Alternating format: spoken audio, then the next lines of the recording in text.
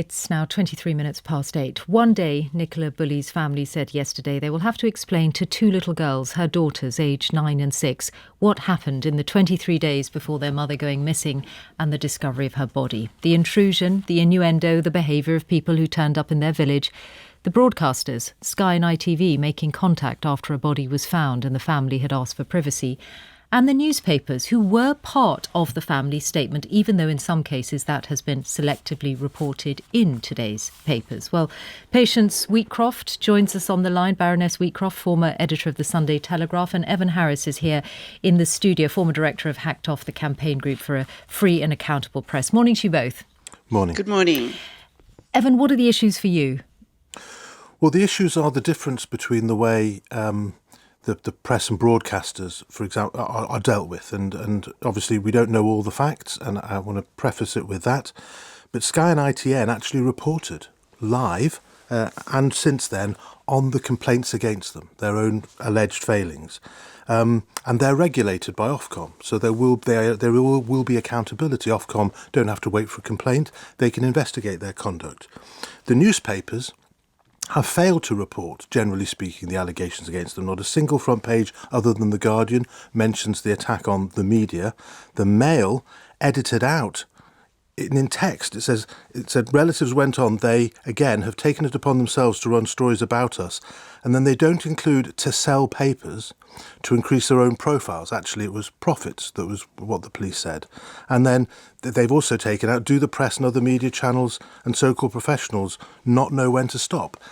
And the video of the press conference of the police on the Mail Online website leaves out any criticism of the media. It goes straight from, we're sorry that this has happened to us, to thanking people who helped them privately. And finally, newspapers are not regulated. They have a voluntary self-regulation, which is simply complaints handling, like the Press Complaints Commission, IPSO. It hasn't done any investigations in its whole 7-8 year existence, and therefore it's never issued any sanction or fine against newspapers. But on this, there might well be, indeed, there might already be complaints to IPSO relating to exactly what you're saying, or indeed to the coverage before, and they will be dealt with.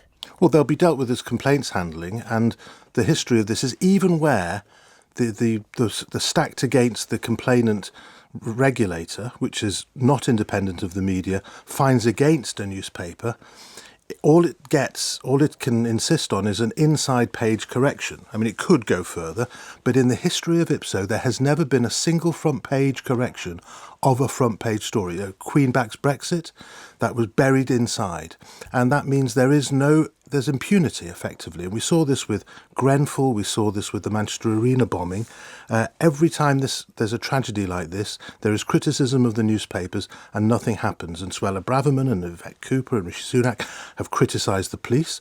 Maybe they're right, maybe they're wrong. Will we hear a politician get off their knees to attack the press and the power of the press and their abuse of ordinary people? I doubt it. Of course, you would be expected to say this given your own history of your own experience, your own campaigning, but I'll come back to you in just a moment. Someone should say it. Patience Wheatcroft, can you see the point in what Evan Harris is saying? Absolutely. If the story is about how the papers and the media generally behaved are true, and I don't know, then I think there's every reason for people to be deeply upset and perturbed. And it's now up to the regulator, IPSO in this case, to demonstrate that it really has teeth.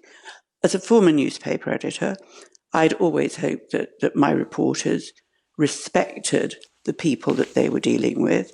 And in any situation like the Nicola Bulley case, if the family had said, lay off, that they would have absolutely run a mile. What I've read about this case, people have behaved very badly, not least, of course, members of the public and social media. So it's become the most extraordinary feeding frenzy. But I am worried that if the regulator can't now show its teeth, and it can levy fines of up to £1 million, then the media will be looking at perhaps the call for government intervention getting louder again. And that, I must say, Michelle, would really frighten me, because if ever we've needed a free press, It's when you're living through a time with a government which is challenging human rights to the extent it is and trying to bring in the most draconian laws. We need a press and a media that can be free to report. It's a system of self-regulation at the moment, acknowledging the point that you're saying, rather than it being government regulation of the press. I think you're saying that maybe this is a key moment where should IPSO then open their own investigation rather than react to complaints? Well, effectively, there's a complaint out there. I think what they should be doing is going to the Bully family and saying, do you wish to make a formal complaint? They're a bereaved family. I mean, it's quite a thing, isn't it, to But expect they can go through the police. And I think all they need is a yes, because the complaint's already been made. It's been made to the media. Yeah. It's been made to the world in general. I find it appalling that the newspapers involved edited the statement to the way they did. Yes, but it's very common. I agree with much of what you say, Lady Wheatcroft. But the problem is Ofcom have the ability to self-start investigations, and the Leveson inquiry made recommendations that any proper regulator would A, be independent, and B, be able not to have to float around trying to elicit a report from a complaint from a bereaved family. You can read what's in the papers. And the fundamental problem is that we're not talking about freedom of the press, we're talking about freedom of proprietors. No one is arguing for government regulation. The Leveson inquiry called for independent regulation. Nothing to do with Parliament, in fact, argued there shouldn't be ministers or ex-ministers anywhere near it. The chair of IPSO is an ex-Tory justice minister who, goes to dinner with Rupert Murdoch. It's hopeless. I don't think any victim could have confidence in the puppet regulator, so-called regulator, that the press have.